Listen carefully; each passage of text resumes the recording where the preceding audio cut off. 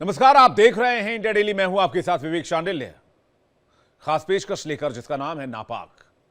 एक ऐसा शो, एक ऐसा मंच जहां पाकिस्तान के हर झूठ को बेनकाब किया जाता है, जहां पाकिस्तान की हर साजिश, हर धमकी, हर मक्कारी का सच आपके सामने रखते हैं। भारत का नया रक्षक देखकर इन दिनों पाकिस्तान बहुत घबराया हुआ है, क्योंकि भारतीय नौसेना में 2 न्यू जनरेशन के जंगी जहाज उदयगिरी और हिमगिरी शामिल किए गए हैं, जो भारत में ही बने हैं। आत्मनिर्भर भारत और डिफेंस मैन्युफैक्चरिंग में भारत का लोहा मनवा रहे हैं। नौसेना के इतिहास में पहली बार हुआ है जब 2 युद्धपोतों को एक साथ देश की नौसेना के बेड़े में शामिल किया गया, और इससे पाकिस्तान में बहुत टेंशन है।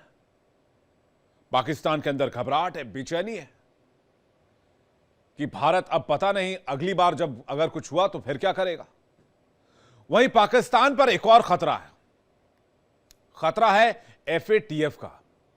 अब तक एफएटीएफ की ग्रे लिस्ट से बाहर आकर पाकिस्तान मौज कर रहा था, मजे की मलाई खा रहा था, लेकिन अब एफएटीएफ की ग्रे लिस्ट में जाने का खतरा पाकिस्तान पर फिर से मंडराने लगा है। पाकिस्तान के वित्त मंत्री हैं मोहम्मद औरंगजेब। औरंगजेब को डर सता रहा है कि जैश को पालने की सजा पाकिस्तान को मिल सकती है, क्योंकि आपको याद होगा कि एफएटीएफ ने पहलगाम हमले का जिक्र किया था और उसमें पाकिस्तान के हाथ होने की आशंका जताई थी। लेकिन फिलहाल पाकिस्तान की क्या ही कहानियां आपको बताएं, क्योंकि पाकिस्तान के ऊपर खतरे 1-2 नहीं है। पाकिस्तान के ऊपर खतरा एक और यह है कि वो नक्शे से ही खत्म हो सकता है। आतंक और धोखे पर खड़ा पाकिस्तान खुद ही अपनी कब्र खोद रहा है।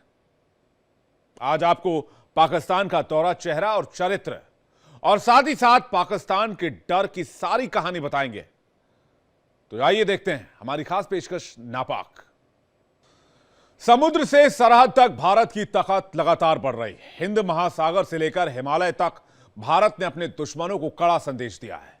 भारतीय नौसेना की पूर्वी कमान में शामिल हुए हैं 2 घातक स्टेल्थ फ्रिगेट्स, आईएनएस उदयगिरी और आईएनएस हिमगिरी। ये दोनों युद्धपोत सिर्फ ताकत का प्रतीक नहीं है, ये पाकिस्तान के लिए किसी टेंशन से कम नहीं है।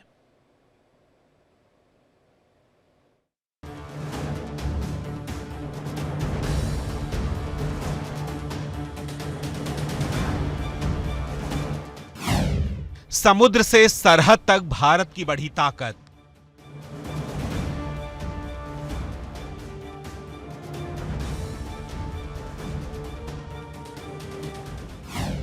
आईएनएस उदयगिरी हिमगिरी की एंट्री, चीन पाक में मचा हड़कंप।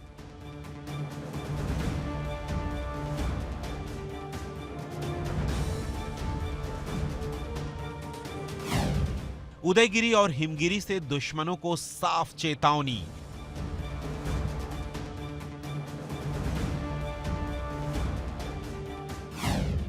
राजनाथ सिंह का पाकिस्तान को सीधा संदेश।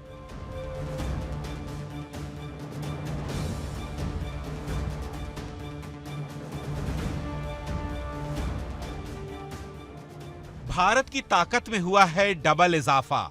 भारतीय नौसेना के पूर्वी कमान में शामिल हुए हैं 2 बहुमिशन स्टील्थ फ्रिगेट, आईएनएस उदयगिरी और आईएनएस हिमगिरी। समुद्र की गहराइयों से अब भारत की ताकत गूंजेगी और दुश्मनों को साफ संदेश जाएगा। भारतीय नौसेना में शामिल हुए हैं 2 नई पीढ़ी के स्टील्थ फ्रिगेट, आईएनएस उदयगिरी और आईएनएस हिमगिरी। अत्याधुनिक तकनीक से लैस ये युद्धपोत न सिर्फ भारत के समुद्री क्षेत्र की सुरक्षा करेंगे, बल्कि दुश्मनों को सीधी चेतावनी भी देंगे।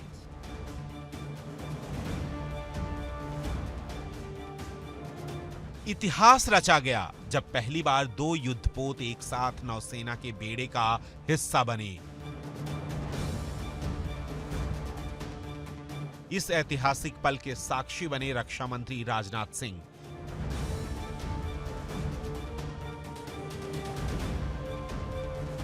दोनों जहाजों का निर्माण नौसेना के वॉरशिप डिजाइन ब्यूरो ने किया है।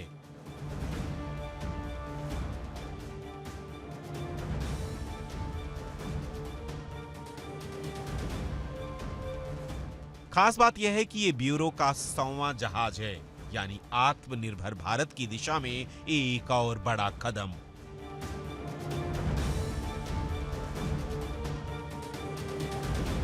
अत्याधुनिक तकनीक, घातक हथियारों और स्टील्थ क्षमता से लैस उदयगिरी और हिमगिरी समुद्र से लेकर सरहद तक भारत की सुरक्षा का न सिर्फ कवच बनेंगे, बल्कि नौसेना की ताकत और देश की शान। उदयगिरी और हिमगिरी अब भारतीय सीमाओं की हिफाजत भी करेंगे। भारतीय नौसेना का ये ऐतिहासिक कदम न केवल देश की समुद्री शक्ति को बढ़ाता है, बल्कि आत्मनिर्भर भारत के विजन को भी मजबूती देता है। कितना खतरनाक है आईएनएस उदयगिरी हिमगिरी, ये भी जरा जान लीजिए। भारत की नौसेना में शामिल आईएनएस उदयगिरी और आईएनएस हिमगिरी दुश्मनों के लिए खौफ का दूसरा नाम है। समंदर की लहरों पर दौड़ते ये जहाज भारत की समुद्री ताकत की नई पहचान है। समंदर का शेर आईएनएस उदयगिरी हिमगिरी। आईएनएस उदयगिरी समंदर का रक्षक, लंबाई 149 मीटर, गति 28 नॉट, करीब 52 किलोमीटर प्रति घंटा। अत्याधुनिक स्टील्थ तकनीक, multi role guided missile frigate, 30 mm तोप और क्लोज इन वेपन सिस्टम। वजन 6670 टन। स्वदेशी design, Mazagon dock ship builders.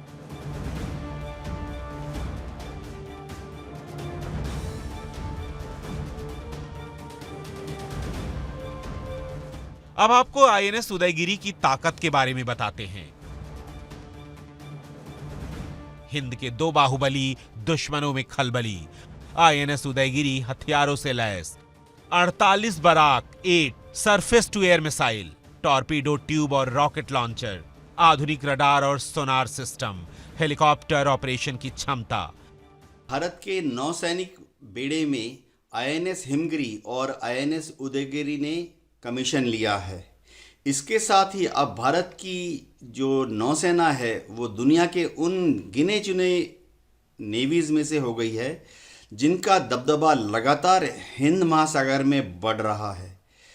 INS Udayagiri और आईएनएस हिमगिरी में दुश्मन के हवाई हमले से बचने के लिए Barak 8 anti aircraft missile system लगी है और इसी तरह से दुश्मन के कोस्टल एरिया पर बमबारी करने के लिए इसमें ब्रह्मोस मिसाइल भी फिट है।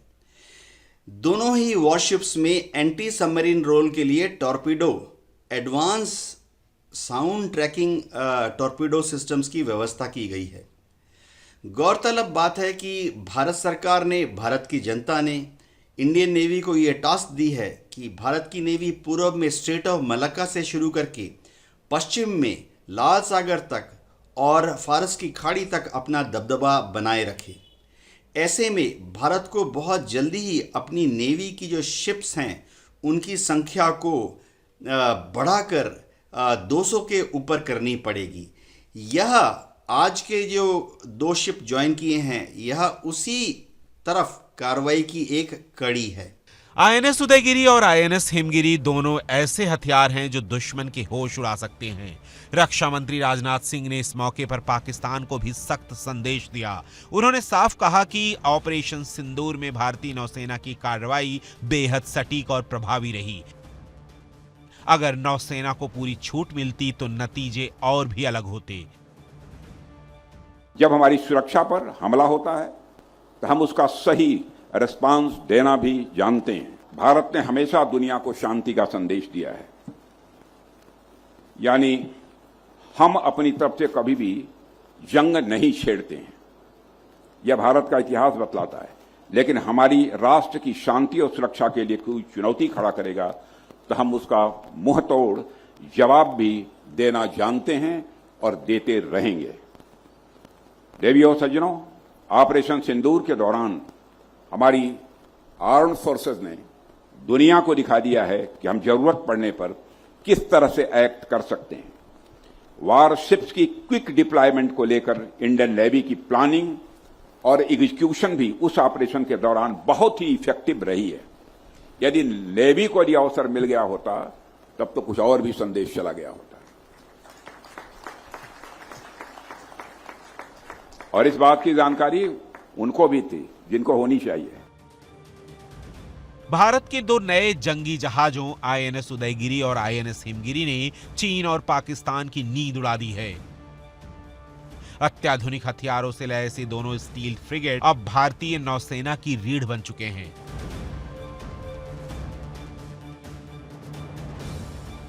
पहलगाम में हुए आतंकी हमले के बाद भारत ने दुश्मनों को करारा जवाब दिया। ऑपरेशन सिंदूर के जरिए आतंकियों के ठिकाने जड़ से खत्म कर दिए गए।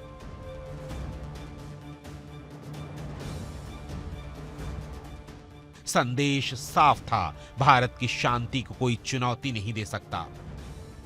भारत की नीति साफ है, भारत युद्ध छेड़ने में विश्वास नहीं रखता, लेकिन जब देश की सुरक्षा पर हमला होता है तो दुश्मन को मुंहतोड़ जवाब देना हमारी ताकत है।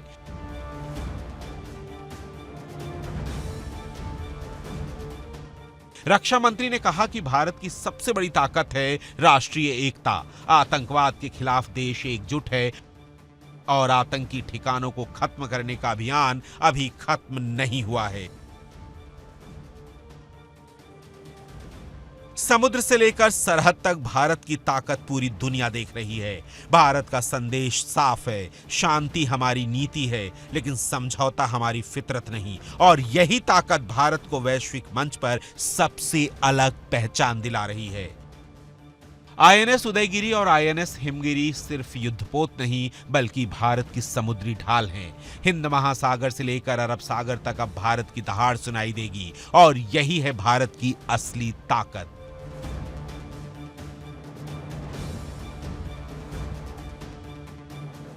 Bureau report, India daily.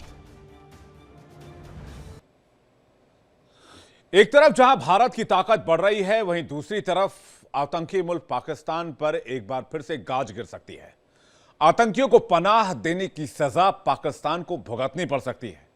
FATF यानी कि फाइनेंशियल एक्शन टास्क फोर्स की ग्रे लिस्ट में दोबारा जाने का खतरा पाकिस्तान के ऊपर मंडरा रहा है।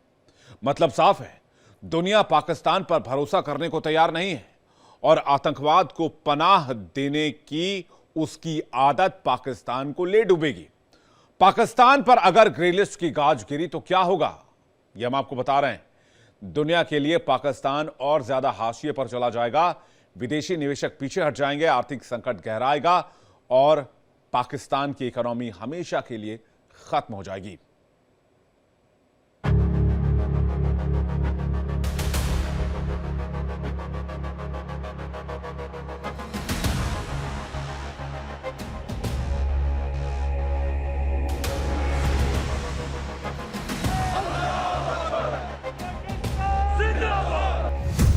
एफएटीएफ की नजर में फिर आया पाकिस्तान।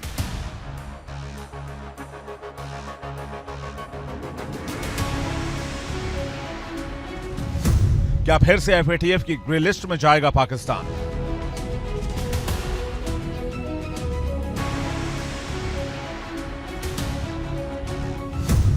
भारत के सीक्रेट डॉक्यूमेंट से फंस गया ना पाकिस्तान।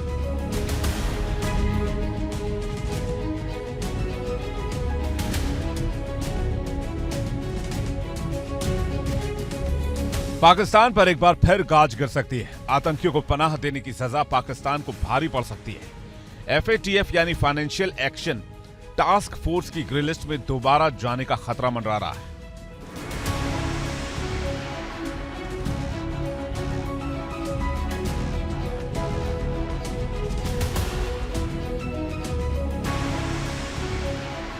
मसूद अजहर का गढ़ पाकिस्तान का बहावलपुर माना जाता है।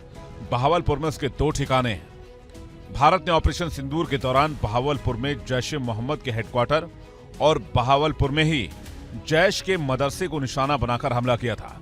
लेकिन पाकिस्तान की मीडिया और आवाम ने क्या कहा, सबसे पहले आपको वो सुनवाते हैं।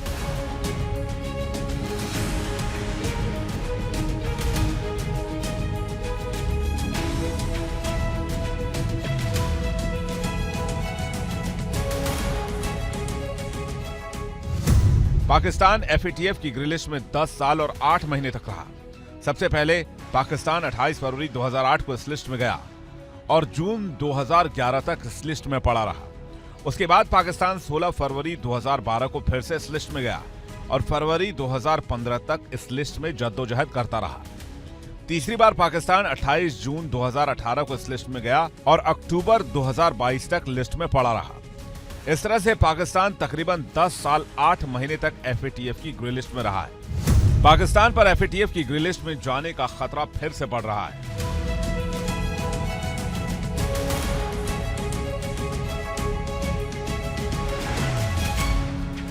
फाइनेंशियल एक्शन टास्क फोर्स वो अंतर्राष्ट्रीय संस्था है जो मनी लॉन्ड्रिंग और आतंकी फंडिंग पर नजर रखती है। ग्रे लिस्ट में आने का मतलब होगा कि पाकिस्तान की फाइनेंशियल सिस्टम पर से दुनिया का भरोसा उठ चुका है और पाकिस्तान को यही डर सता रहा है। मसूद अजहर अकेला ऐसा आतंकी नहीं है जिसे पाकिस्तान में सुरक्षित पनाह मिली है। एक दूसरी आतंकी संगठन हिजबुल मुजाहिदीन का चीफ सैयद सलाउद्दीन भी इस्लामाबाद से ही ऑपरेट करता है।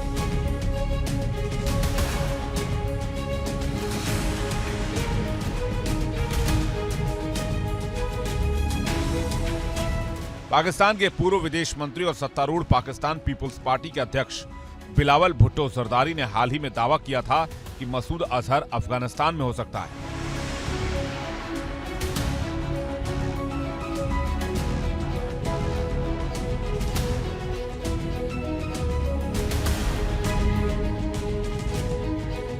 अगर पाकिस्तान दोबारा ग्रे लिस्ट में गया तो उसकी डूबती अर्थव्यवस्था पर बोझ और बढ़ जाएगा। IMF और वर्ल्ड बैंक जैसी अंतर्राष्ट्रीय एजेंसियां पाकिस्तान पर सख्ती बढ़ा देंगी, जिससे विदेशी निवेश और कर्ज पर भी गहरा असर पड़ेगा और जी तोड़ महंगाई पाकिस्तानियों को मार डालेगी।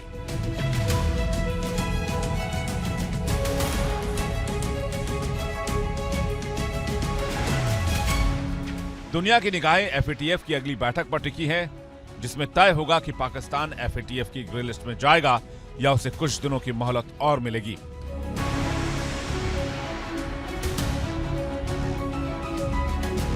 Bureau report, India daily.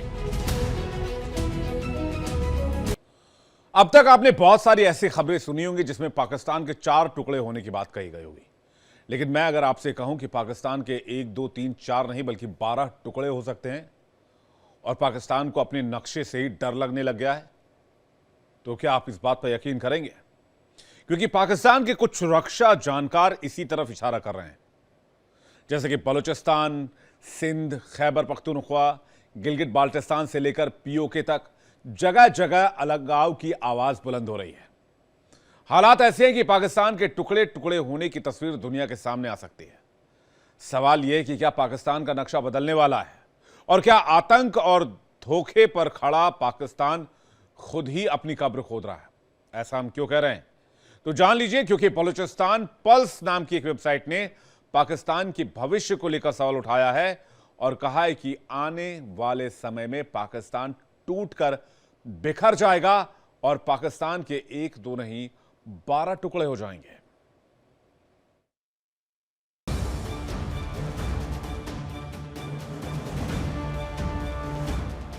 टूटे ख्वाबों और बिखरे हालातों वाला पाकिस्तान अब अपने ही नक्शे से डर रहा है। बलूचिस्तान, सिंध, खैबर पख्तूनख्वा और गिलगित बाल्टिस्तान से लेकर POK तक जगह जगह अलगाव की आवाज बुलंद हो रही है।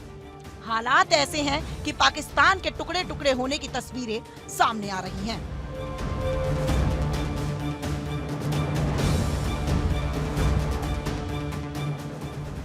बलूचिस्तान पल्स नाम की एक वेबसाइट पर पाकिस्तान के भविष्य को लेकर एक बड़ा सवाल उठाया गया है। वेबसाइट पर कहा गया है कि पंजाब और बलूचिस्तान को 4-4 हिस्सों में बांटने से संसाधनों का बंटवारा, गवर्नेंस और राष्ट्रीय एकता बेहतर हो सकती है।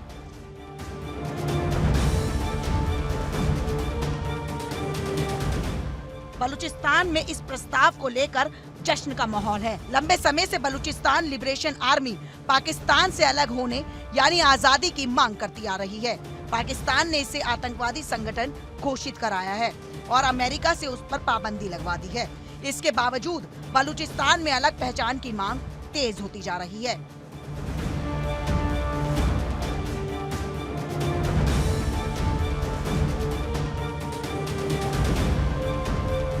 बहस चाहे गवर्नेंस की हो या अलगाववाद की, सच यही है कि पाकिस्तान का नक्शा लगातार सवालों के घेरे में है। पाकिस्तानी आवाम भी ये मानती है कि बलूचों पर जुल्म हुआ है।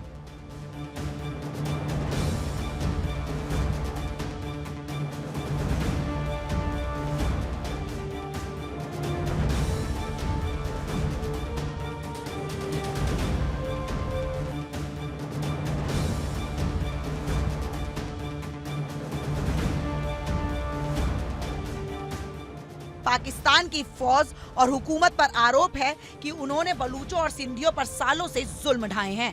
लेकिन अब हालात इतने बिगड़ चुके हैं कि अलगाववादियों का हौसला बढ़ गया है। पाकिस्तान की सियासत में सेना का सबसे बड़ा दखल है। जनता का कहना है कि देश को दिवालिया करने और कर्ज में डुबोने में सेना और उसके जनरल्स की नीतियों का सबसे बड़ा हाथ है।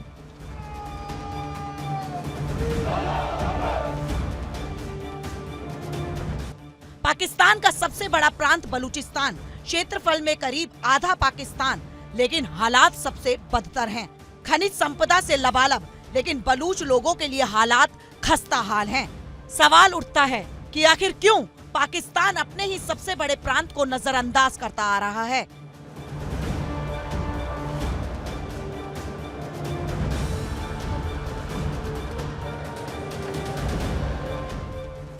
पाकिस्तान पर आर्थिक, राजनीतिक और अब सामाजिक संकट भी हावी हो गया है। सवाल यही है कि क्या वाकई मुल्क 12 हिस्सों में बटेगा। Bureau report, India daily.